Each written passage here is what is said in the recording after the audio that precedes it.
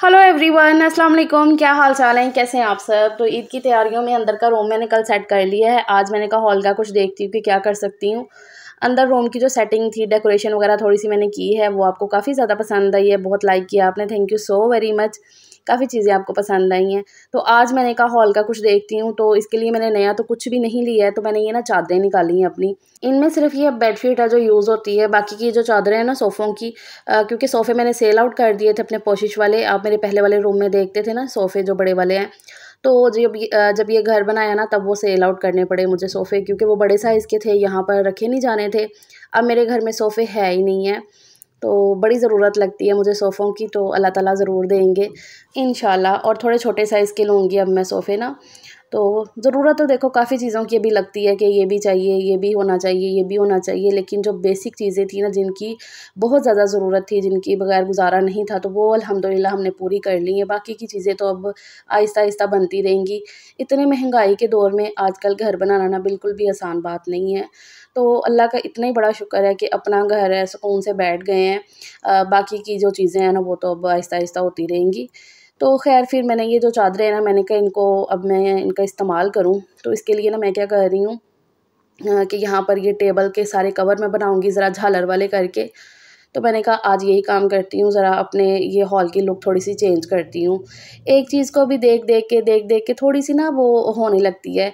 तो फिर होता है कि नहीं, थोड़ा-सा चेंज होना चाहिए, और फिर ईद के टाइम पे तो ज़्यादा लगता है। तो कल फिर मैं जैसे ही ज़ोहर की नमाज़ से फ्री हुई, यहाँ पर लेकर बैठ गई थी ये सारी चादरें, इनका नाप वगैरह लेकर। तो अब अच्छा सा करके इनको फ्रिल लगा के तो फिर सियूँगी ज़रा चुन्नट वगैरह डाल के। एक औरत ना अपने घर की इंटीरियर डिज़ाइनर भी खुद है, घरेलू औरत। जो घरेलू औरत है ना वो अपने घर की इंटीरियर डिज़ाइनर भी खुद होती है, डिज़ाइनर भी खुद होती है, सारे काम वो खुद ही कर लेती है बैठे-बैठे। यहाँ से चीज़ निकाल के इधर, हाँ, ये इधर अच्छी लगेगी, ये इधर अच्छी लगेगी। तो इसी में उसे जो खुशी मिलती है ना, वो और किसी चीज़ में मिल ही नहीं सकती है। एक औरत को, हाउसवाइफ़ को अपने घर से एक अलग सी अटैचमेंट होती है, अलग से ही एक प्यार होता है, ऐसा ही है ना? तो ख़ैर ये ना सिंपल सी चादरें हैं, कोई भी इनके ऊपर डिज़ाइन वगैरह नहीं है, बस ये सीधी-सीधी चादरें हैं। तो इनको मैं कट वगैरह करके ना तो इस तरीके से चुन्नट डाल के अच्छे से फ्रिल लगा के तो सिलाई कर लूँगी। और लास्ट टाइम मैंने एक ब्लॉग में ये सूट पहना था ना, तो मेरी बहनों को काफ़ी पसंद आया था। तो थैंक यू सो मच। ये भी मैंने खुद ही सिलाई किया हुआ है। अब तो ख़ैर काफ़ी टाइम से मैंने सिलाई वगैरह की नहीं है इस मशीन पे, मतलब कि सूट वगैरह नहीं सिलाई किए हैं, क्योंकि ये मशीन ना बात-बात पर धोखा दे देती है, धागा टूटने लगता है। इसका ना गज़ टेढ़ा हुआ है, काफ़ी काम है इसका होने वाला, सही होने वाली है। तो बस ये है कि मैं थोड़ा हाथ पल्ला मार के ना इसे गुज़ारा कर लेती हूँ। ये शार्ट वगैरह भी जैसे सिए हैं ना, मुझे पता है, बार-बार धागा तोड़ी थी, बार-बार कुछ ना कुछ इसका हो रहा था सही करके, तो फिर दोबारा से करना पड़ रहा था। तो ख़ैर सारी चीज़ों के कवर और शार्ट वगैरह ना मैंने सिलाई कर लिए थे। अभी मैं आपको डाल के भी दिखाती हूँ, लेकिन उससे पहले ना मैं ये पर्दे चेंज कर लूँ। ये पर्दे का काम भी करना था मुझे। तो वैसे तो सलीम कह रहे थे कि मैं आऊँगा रात को ना तो ये पर्दे वगैरह तुम्हारे चेंज कर दूँगा। आपको पता है वही करते हैं ज़्यादातर पर्दे चेंज करने का काम, क्योंकि ये ज़रा थोड़ा-सा रिस्की है।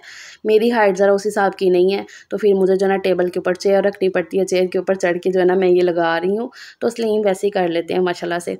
तो फिर मैंने अगर उनका वेट करने बैठती ना तो बहुत रात हो जानी थी, जैसे कि उन्होंने इफ्तारी के बाद आना था, फिर आके वो ये करते।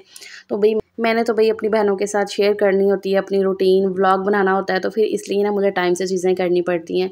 तो मैंने कहा फिर लेट हो जाना है, तो ये वाले पर्दे मैंने डाल दिए हैं ब्लू वाले, और साथ में ये शार्ट इस तरीके की सिलाई की हैं फ्रिल लगा के।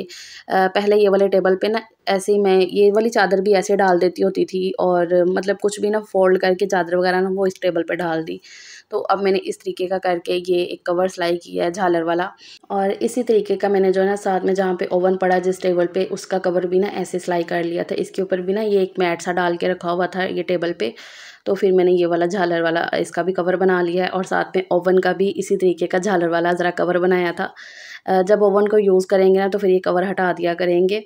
और ये कालीन पे भी मैंने फिर इस तरीके से ये बड़ी वाली चादर बिछा दी थी एज़ अ बेडशीट, और साथ में ये पिलो के कवर भी इधर चढ़ा दिए मैंने। और साफ़-सफ़ाई मैंने सुबह-सुबह ही कर ली थी। आज ये बोल लो कि सुबह 8 बजे सारी साफ़-सफ़ाइयों से मैं फ्री हो गई थी। सहरी के बाद मैंने नमाज़ सबक पढ़ा और सीधा मैं जो है ना अपने कामों में लग गई थी, क्योंकि आज जुम्मा था ना, और इस रमज़ान का आखिरी जुम्मा था। तो मैंने कहा कि चलो अभी टाइम से अपने सारे काम करते हैं और फिर ज़्यादा से ज़्यादा जो है ना इबादत कर सकें। मैं सुबह से 2-3 दफ़ा इमोशनल हुई हूँ कि ये रमज़ान का आखिरी जुम्मा है, अलविदा रमज़ान है। तो मैं बार-बार जो है ना यही गुनगुनाती जा रही थी, पढ़ती जा रही थी, अलविदा, अलविदा, अलविदा है माहे रमज़ां तू हमसे जुदा है, तेरे आने से दिल खुश हुआ था, तेरे जाने से दिल रो रहा है। तो मैं 2-3 दफ़ा इमोशनल हुई हूँ ऐसे ही। तो ख़ैर यहाँ पर जी देखो सारे मैंने कवर्स वगैरह जितने भी शार्ड थे वो इस तरीके के सिलाई किए थे, वो मैंने सारे डाल दिए हैं। मैंने जो है ना फ्रिज का भी शार्ड ऐसे ऊपर का सिलाई कर लिया था। मैंने कहा वो भी हॉल में पड़ी हुई है तो फिर इसके ऊपर भी शार्ड होना चाहिए। क्या कहते हो, कैसा लग रहा है मेरा ये हॉल, मेरा घर एकदम ऐसे दुल्हन की तरह लग रहा था। रेड रेड फूल थे ना तो ये चादरें बिछी भी काफ़ी अच्छी लग रही थी और वैसे गर्मी के हिसाब से ना मतलब कि सही भी है। ऐसे डार्क डार्क कलर अच्छे लगते हैं। जैसे कि मैंने जो रूम की बेडशीट है ना वो भी आप सबको बड़ी पसंद आई है। तो इस तरीके से देखो अब मेरा हॉल कैसा लग रहा है, एकदम दुल्हन की तरह मेरा घर सज चुका है। ईद की तैयारियां अल्हम्दुलिल्लाह कंप्लीट हो चुकी हैं, अल्लाह का शुक्र है। और आप सबकी ईद की तैयारियां कितनी कितनी हो चुकी हैं, कितनी अभी बाकी रह गई हैं, ये भी मेरे साथ लाजमी शेयर करिएगा। और मेरे ये रूम की न्यू लुक ये तो आप देख चुके हो पिछले वाले वीडियो में, ये आप सबको भी बहुत ज़्यादा पसंद आई है। ख़ास तौर पे मेरी ये बेडशीट काफ़ी ज़्यादा आप लोगों ने पसंद की है, तो थैंक यू सो मच। और वाकई में ये बेडशीट बड़ी ज़्यादा अच्छी है माशाल्लाह से, और कलरफुल है ना तो बहुत ही अच्छी लगती है देखने में। तो इस तरीके और रूम का पर्दा भी मैंने ये वाला डाल दिया था, और ये वाला पर्दा ना बेडशीट के साथ बहुत ही अच्छे से जा भी रहा था। बड़े बड़े फूल थे इसके अंदर भी और कलरफुल सा था, तो बेडशीट के साथ बहुत ही अच्छा सा मैच हो रहा था। तो चलो भई हमारी जो ईद की तैयारियां थी घर को सजाने की वो तो हो गई हैं। अब ज़रा थोड़ा पकाने खाने की तरफ आ जाते हैं।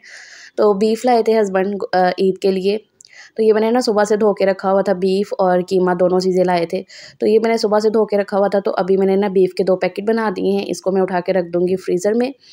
और जो कीमा है ना इसके मैं कोफ्ते बना के रखूँगी ईद के लिए। तो मैंने कहा कि फटाफट से आपके साथ एक बेहतरीन से कोफ्तों की रेसिपी शेयर करती हूँ। तो यहाँ पर मैंने जो भुने हुए काले चने होते हैं ना वो छिलके के बगैर निकाल के ले लिए हैं। ये कोई 3-4 चम्मच जितने होंगे, और ये खड़ा धनिया है, साबुत धनिया जो होता है वो है 1 चम्मच 1.5 चम्मच जितना, और 1 चम्मच इसमें साबुत ज़ीरा था। तो वो तीनों चीज़ों को मैंने फिर पीस लिया था। और ये जो कीमा है ना ये हस्बैंड से मैंने कुटवा लिया था, क्योंकि मेरे पास चॉपर है नहीं है, तो फिर उन्होंने ना कुंडी डंडे से ना अच्छे से इसे कूट दिया था कीमे को। तो वो मैंने काम उनसे करवा लिया और मैं तब तक खाना बनाने लग गई थी, क्योंकि फिर इफ्तारी का भी टाइम हो रहा था और साथ-साथ मुझे ये भी काम करना था। तो कीमा उन्होंने अच्छे से कूट के दे दिया, तो फिर इसमें मैंने जो है ना जो पाउडर बनाया था चने का और साबुत धनिया और साबुत ज़ीरे का, तो वो उसमें डाला है। और अब इसमें मैं ये अदरक, लहसुन और सब्ज़ मिर्चों की पेस्ट मैंने डाल दी है। मैंने जो अदरक लहसुन की पेस्ट बना के रखी थी ना वो ख़त्म हो चुकी है। अब मैं दोबारा से बनाऊँगी, तो फिर मैंने थोड़ा सा अदरक लहसुन छील के उसमें सब्ज़ मिर्चें पीस ली हैं साथ ही। तो वो मैंने 1.5 चम्मच जितना डाला है, और साथ में अब बेसिक सारे मसाले जाएंगे। वही लाल मिर्च, पिसी हुई कुटी लाल मिर्च, नमक, हल्दी पाउडर, और साथ में इसमें मैं डालूँगी ये फ्राई किए हुए प्याज भी। ये एक छोटे साइज़ का प्याज था, उसको मैंने फ्राई कर लिया था। तो बस इसमें बस ये डाल दूँगी और इसको अच्छे से मिक्स कर दूँगी। ये जो फ्राई प्याज़ है ना बहुत ही मज़े का टेस्ट भी लाता है कोफ्तों के अंदर, और कोफ्ते जो है ना एकदम क्रैक फ्री बनते हैं, बहुत ही बढ़िया कोफ्ते बन के तैयार होते हैं। तो यहाँ पर ये सारी चीज़ें डालने के बाद अब अच्छे से इसको मिक्स करना है, जितना अच्छा हो सके ना उतना अच्छा मिक्स करना है। एकदम आटे की तरह गूँध देना है ये कीमे को, और कीमा बहुत ही अच्छे से सलीम ने कूट के दिया था। और तब तक मैं यहाँ पर जो है ना इफ्तारी में मैंने ज़्यादा कुछ नहीं बनाया था, सिर्फ़ सालन मैंने बना लिया था और साथ में रोटी बाहर से मंगवा ली थी। और सालन मैंने क्या बनाया वो मैं अभी आपको दिखाती हूँ। तो फ़िलहाल यहाँ पर ये कोफ्तों का मिक्सचर मैंने बहुत ही अच्छे से मिक्स किया, और अभी ना इसके अंदर मैंने घी भी डाल लिया था। 1 चम्मच घी डाला है, क्योंकि मुझे ना रोगन थोड़ा कम लग रहा था, जो चर्बी फैट होता है ना कीमे के अंदर वो मुझे थोड़ा कम लगा।